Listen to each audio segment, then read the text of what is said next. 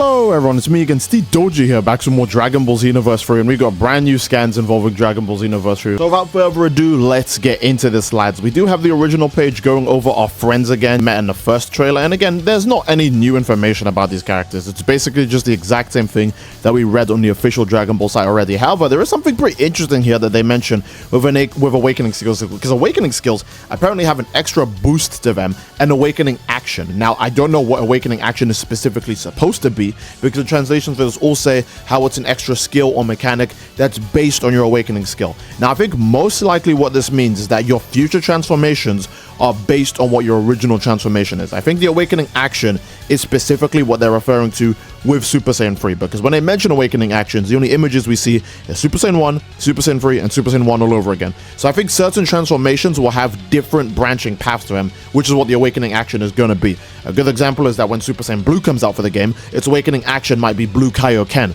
because that's the only thing after Super Saiyan Blue. Or if you pick Vegeta's Super Saiyan Blue, your awakening action could be Super Saiyan Blue Evolution. I think that's specifically what awakening action means, because the only buffs they mention here is your damage increasing when you go from Super Saiyan 1 to Super Saiyan 3, and that's the only mention of a buff. So the awakening action has to be the next stage of the transformation, most likely, and this is the awakening action for Goku. A great example is your Super Saiyan hair is styled like Goku's Super Saiyan hair, and your Super Saiyan 3 transformation animation and the design of the Super Saiyan 3 looks like Goku's version of Super Saiyan 3. So I think this is about Goku's Super Saiyan 3 as an awakening skill, and the awakening action for it allows you to go into again, Super Saiyan 3. Again, this is really early, and we know with VGem scans we get trailers, so soon we'll get a trailer that actually, digs into all of this and tells us what this actually all means in proper detail. I do want to remind you, when the original scan for Xenoverse 3's gameplay came out, nobody knew what they were talking about with God Break, Stamina Drain, and Break Critical. That didn't make any sense, because we didn't even know what that was until they showed the gameplay for the game.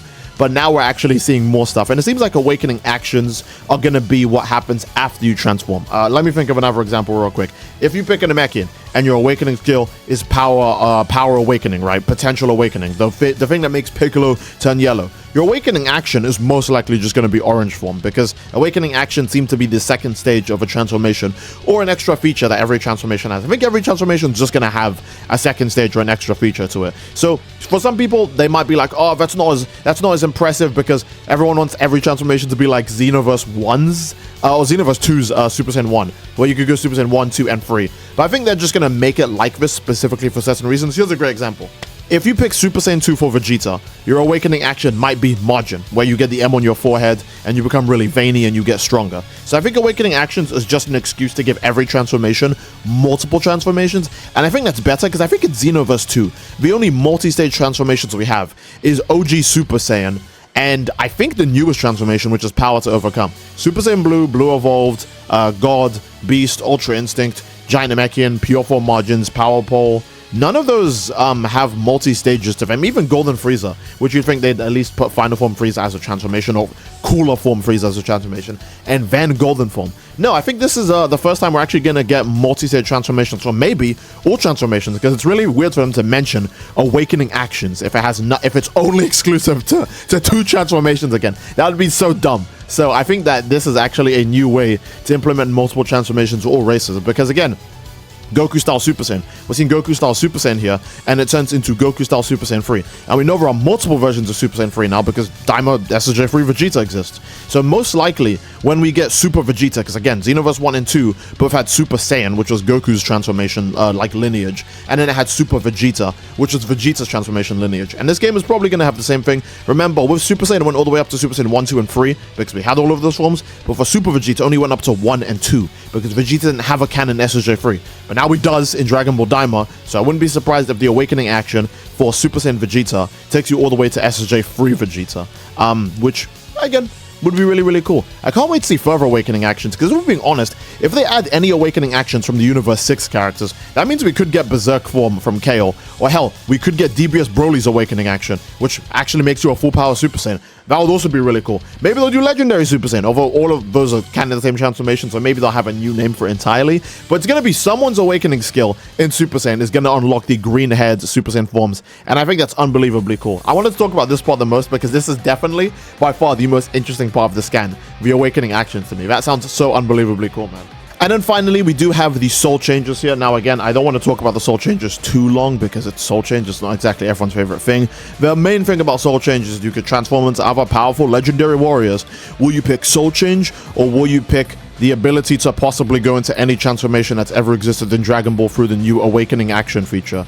Jeez, I wonder which one I'm going to pick. The potential ability to pick any transformation that's ever happened in Dragon Ball, or turning into Dragon Ball characters that I can already just play naturally. I wonder. Now, I do still want to point this out. They still haven't shown Goku to us in any of these trailers. Like, I do need to point out, Goku still has not made, like, a big official appearance, other than in the original trailer to just tease him, right? He still hasn't made any big official appearance yet. So, that's actually very interesting to note. It's very important to the story of the game as well as, you know, Goku's role in the story overall. Because I definitely think Goku's going to take the figure, or at least the stance of, like, a mentor-esque character. That is kind of like, again, I've already said this, he's basically like our Hokage. He's our good Josataro. He basically runs things. Villains won't do anything so long as he's around. So I can't wait to see what they do with Goku in the plot of Xenoverse 3. Because again, still haven't shown him, even for the Soul Change. For the Soul Change, they showed us the same characters. They didn't even mix up. They didn't even show like Frieza or anything. Or DBS Broly. We already know how DBS Broly looks. We literally see boss gameplay of him in all the gameplay we've seen of the game. And they still didn't even use DBS Broly for this. So I don't know. They could have probably showed us something more interesting with the Soul Change, because this is literally just a one-to-one of the trailer footage. But with the Super Saiyan 3 stuff, we're seeing images of Super Saiyan 3 we didn't see before. We're seeing Super Saiyan 3 in the city, which is, again, that means there's a new trailer that will most likely go in-depth on transformations. And I want to point out, by the way, a new trailer going in-depth on transformations will literally show transformations for the other races. There's no way it doesn't. Because why would they? There's no way they're doing a trailer just to be like, by the way, Super Saiyan 3, we already know it exists. You teased it in a live stream, and then people went down to a convention and played it and showed it Super Saiyan 3. So we know Super Saiyan 3 exists already. The trailer isn't there to just go, oh, Super Saiyan 3. It's there to show awakening actions, and the awakening actions isn't going to just stop with one transformation. They're going to want to show at least two, for an example. So maybe it'll be another Saiyan transformation, or maybe it'll be an Earthling transformation, because again, Jane is on this. I hope they don't. I hope Earthlings do actually have unique transformations. I hope they don't just have Soul Change. That would high-key be like kind of cheeks, you know? That would be kind of tragic. So I do hope we'll see at least another race's transformation and their awakening skill. Because again, Frieza's, you have a whole like giant list of things you could do with Frieza transformations potentially. The only issue with Frieza transformations is, again, making separate models for each stage. So maybe just do like a Golden Frieza where you just kind of don't go all out with it. Just make the colors kind of different, make the shading kind of different, and the lighting kind of different,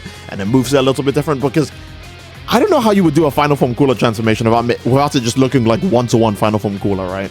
Because it would have to be adjusted to how every custom character looks, which is crazy. I don't think they're going to put that much effort in. I do want to remind you guys, when they added Beast to Xenoverse 2, Beast just changes, it straight up changes how your character's face looks and changes your character's eyes, because they didn't want to model how Beast would look for every single character design, so they force it to change a lot of your character's design. It sucks a lot. It's why you might notice that in Beast your character doesn't look as unique as they realistically should. But at the same time, I'm not going to complain. At least we finally got a transformation of spiked up hair in Xenoverse 2, right? That Beast is the first transformation to do that. That's so crazy. I didn't even think about this, but maybe awakening actions aren't just presets. Maybe they're actually customizable. I was thinking of awakening actions like as if they were presets. Like, oh, if you have a Super Saiyan Goku awakening action or awakening skill, you always send it to Super Saiyan, you know, 3 in the Super Saiyan 3 Goku style, right? That's what I was thinking. But maybe you could just pick what you want your next awakening form to be after that. Especially for Saiyans, because I do want to remind you, Saiyans are going to have by far the most unique and diverse transformations in the game, because, yeah, they're Saiyans. That's naturally going to happen.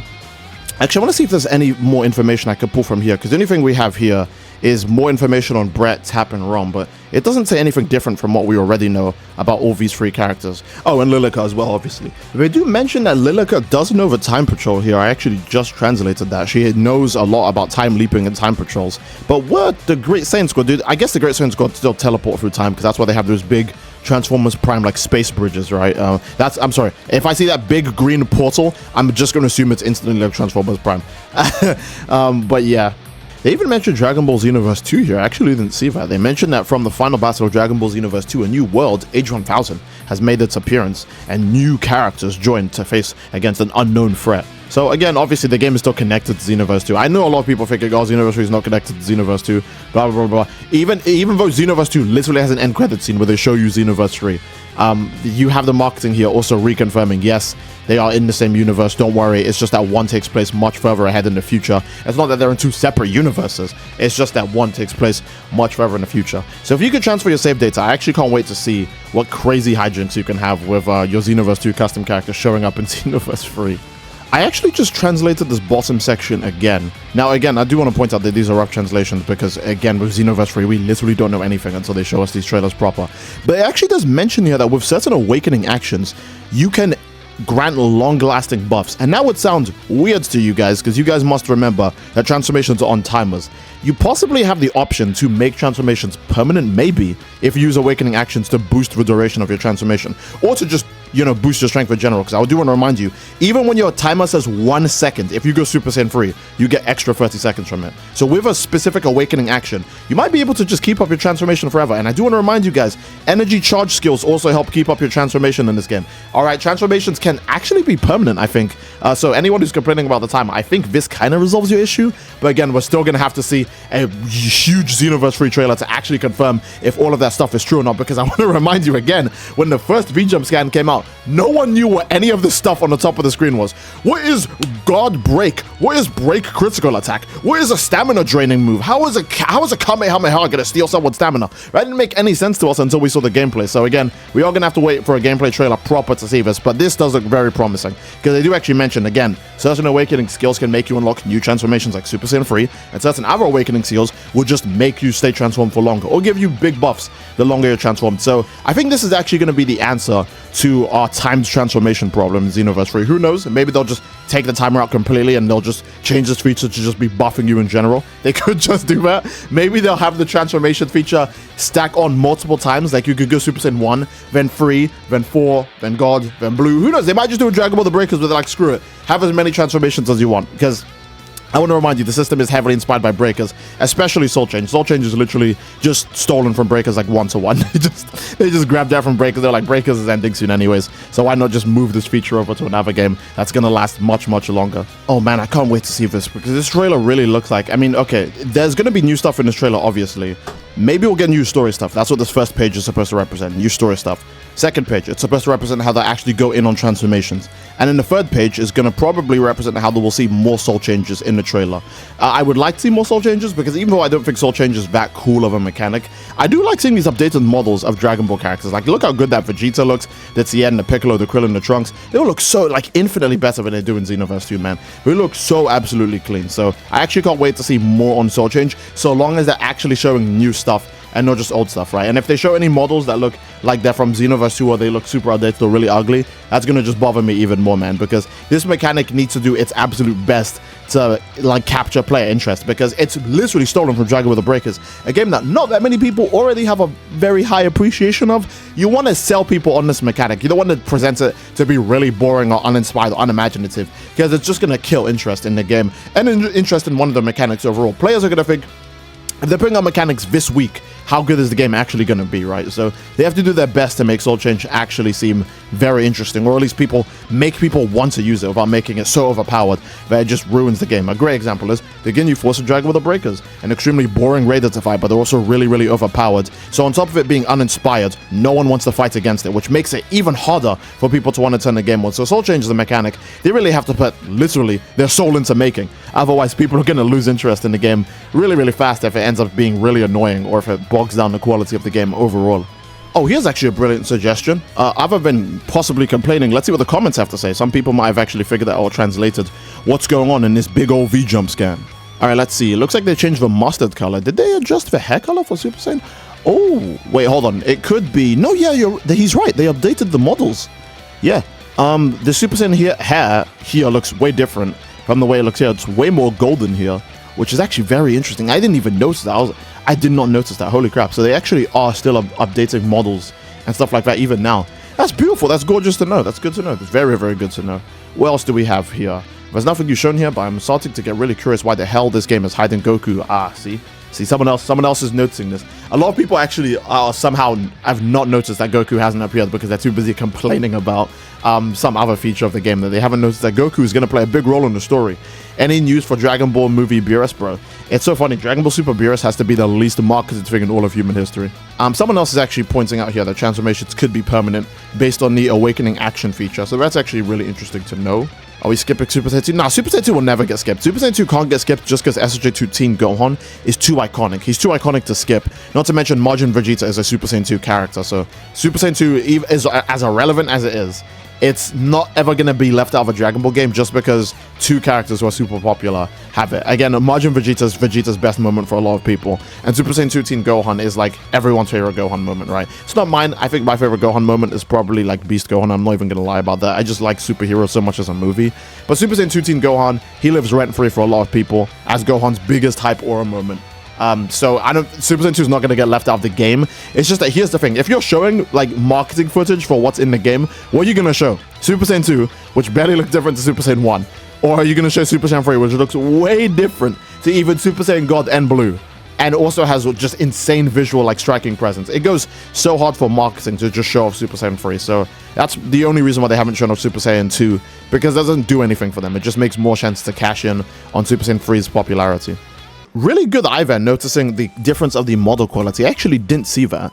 So the next trailer, for a great example, is going to show off even more crazier stuff, but with the up-to-date graphics on it. That makes me wonder how the whole game is going to look, because every gameplay footage we see is also going to look different now as well. Not just because, you know, they update the game constantly, and there's going to probably be a new stage and a new mission against a new super boss of new character selectable options, but because the literal game just does look different now. I wonder how DBS Broly's going to look if he makes a reappearance in any of the beta test footage, because his hair color and his style and design was just very unique, considering it was way different to Xenoverse 2 with the shading and everything. But now, with this much more brighter, golder saturation on it, I wonder how everything's gonna look. Who knows? But yeah, I don't know, maybe this is where I end the video. I have no idea, man. I've just been talking for ages because everything Xenoverse 3 means so much to me. Okay, but honestly, I think that's probably a great place to end the video, lads. We've went over all of this again. They're going to show new story stuff, most likely. It's really weird for us to be getting a third introduction into the cast. I want to remind you, the original trailer that showed the whole cast already did that. Then the official website gave us even more information about the whole cast, and now we're getting it again in a V-Jump scan. So most likely, again, the trailer is going to show new story parts. It's going to go into the characters a bit more, and then it's going to talk about character customization and transformations of customization, because it's really weird that transformations get a whole separate page to itself, which it never did before, right? Even when they first revealed Super Saiyan after the initial trailer, it didn't just show us more transformations after that. So transformations is definitely getting a focus. I hope it's not just Super Saiyan. I hope we do see more on the other races as well, because Margins, Freezes, and the Mechans, we haven't even seen a drop of the Mecha gameplay, bro. This is actually so tragic. We do need to see more for these other races.